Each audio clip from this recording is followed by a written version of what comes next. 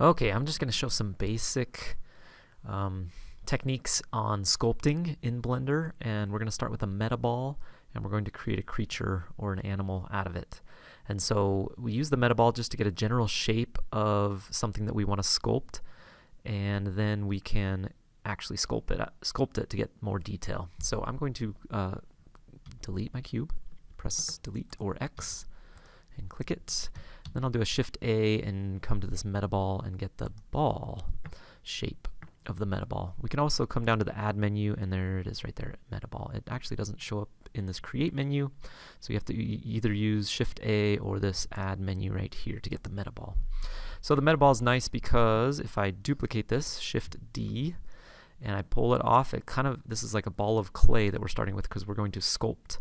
And so it's kind of fun to play with, but it also is useful just to keep that ball of clay together and just make multiple areas of that from which to sculpt later. So I'm just going to show you, I'll try and be really quick. I'm going to undo that, Control Z. I'm going to go to a front view, actually side view 3 on my keypad, and then I'll duplicate it, Shift D. And I'm just going to make a quick little shape of a rhinoceros. I can also scale it. Press S to scale and G to grab and move after you've placed it once. So duplicate, scale S. Oh, I got to stay on my side view. Okay. Scale it. I'm just going to get the general shape of a rhinoceros if I can here. Shift D, his head's coming down like this, scale it. And so we're making a creature or an animal, whichever you choose. I would do an animal if I were you. It's just a little more detail and a little more difficult to make it look like a certain animal. But if you're up for it, which I think you are, let's do the animal. I'm going to create some legs here, just as a general shape.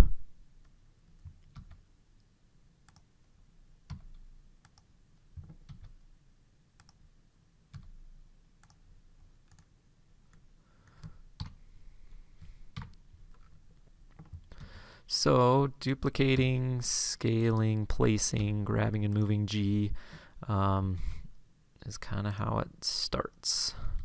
And then I'm going to show you pretty quickly how to, or pretty soon here, how to convert it to a mesh. And then we will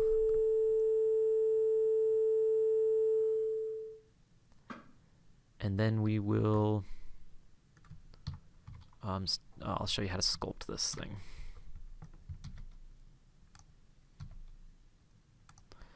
Okay, if I want to get 2 legs going like this, and then duplicate it, well, together. Oops, what happened with that? There we go.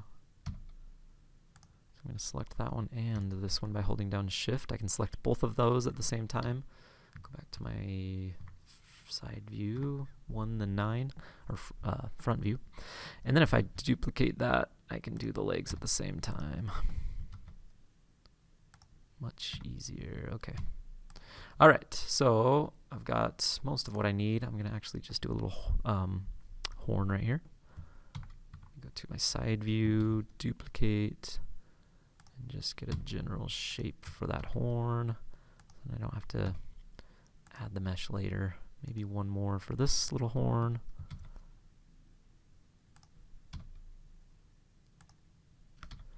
Just doing Shift D and then G to grab.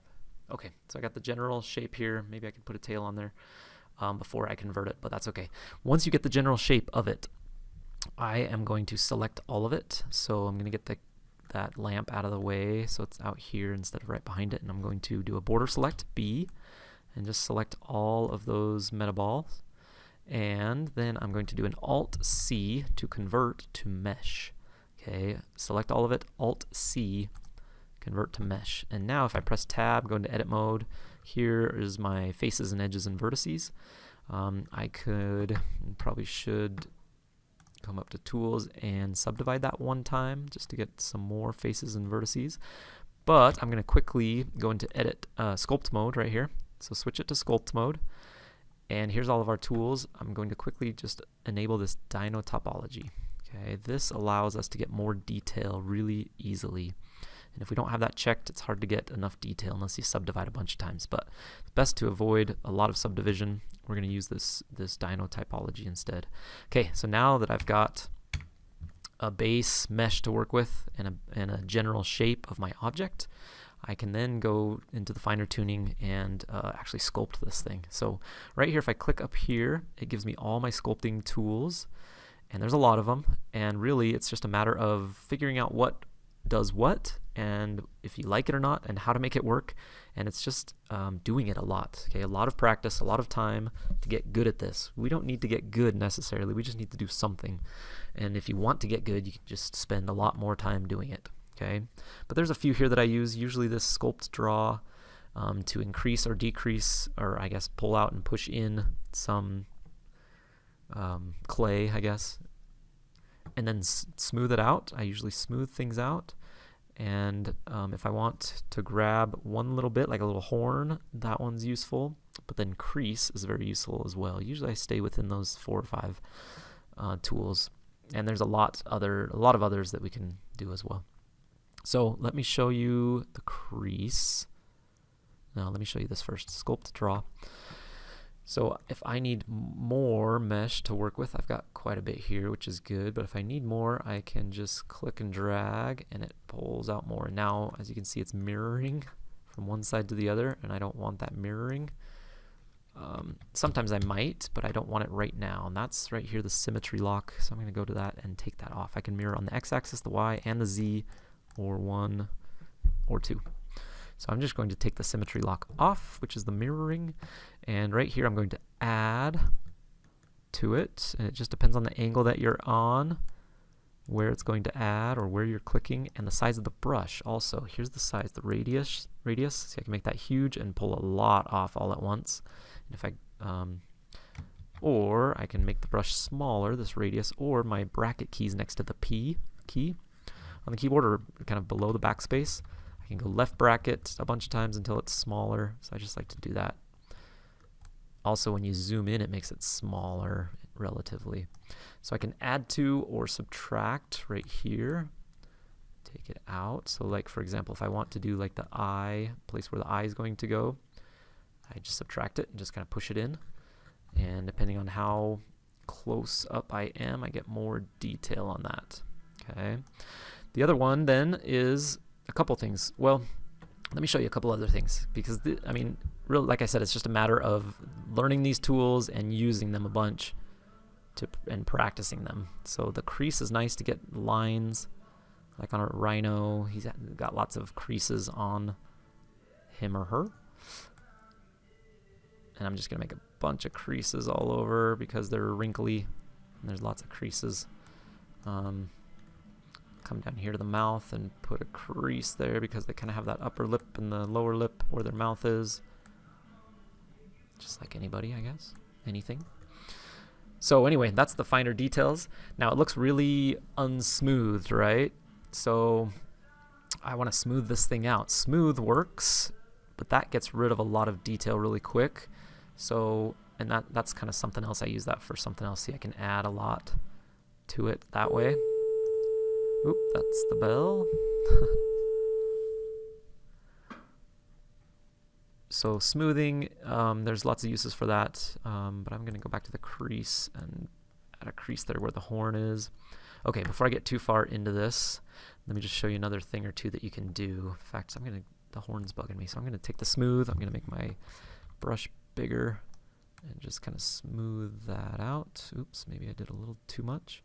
But I like to go kind of along the edge on the smooth, and then it smooths it just depending on the angle that I'm on. And it takes away a lot too as you smooth, so sometimes you have to add more to it with the draw tool. That's pretty good right there, but I'd like to just get the right angle and go along the edge and start to smooth that out. I'm gonna get this one as well because it's bugging me too now. Okay, anyway, I'm not gonna spend a ton of time on here. If I get the crease, I can put the crease in. Whoops, that's way too big. Okay, so one thing the pros do, let me show you. Well, let me show you smoothing out first. I said I was going to smooth it. I mean, it looks unsmooth. Right down here, there is a, oh, it's actually on Dino Topology, the smooth shading. See, then it looks a little smoother. But then I can even do a subdivision surface. Once it's all done, I'm not going to do that right now. But that's going to make it look really nice and smooth, just like we've always done. So that's smoothing. Let me show you the shading that is cool. The pros do it. I've seen them do it, so I sometimes do it. This met cap down at the bottom of this menu right here. I just opened it by clicking that plus, right? And this met cap right here, we can choose a certain type of shading, and the pros usually choose this one. It's got good shading, I guess, to see, and then they do one other thing, which is this ambient occlusion. Just gives more, shows more of the shade, I guess shadows, so that I can get some finer details in there. So anyway, this is what it's all about. It takes a lot of time and effort, and so give a little bit of effort and you'll see the results right away.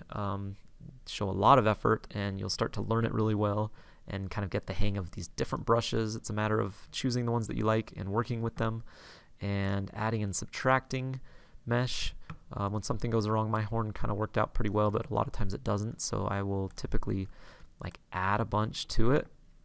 See, this is adding it to make it bigger, and then I go back to the smooth and re-smooth it out then when I have more to work with. Okay, so there's just kind of tricks and stuff that you learn. If you really wanted to learn it well, you would watch the pros do it, and they'll show you all sorts of really awesome things. Now my horn's looking worse than it did, right? That's just how it goes sometimes. Okay, so it's a creature or an animal. Go for the animal. Try an animal and see what you can do with it.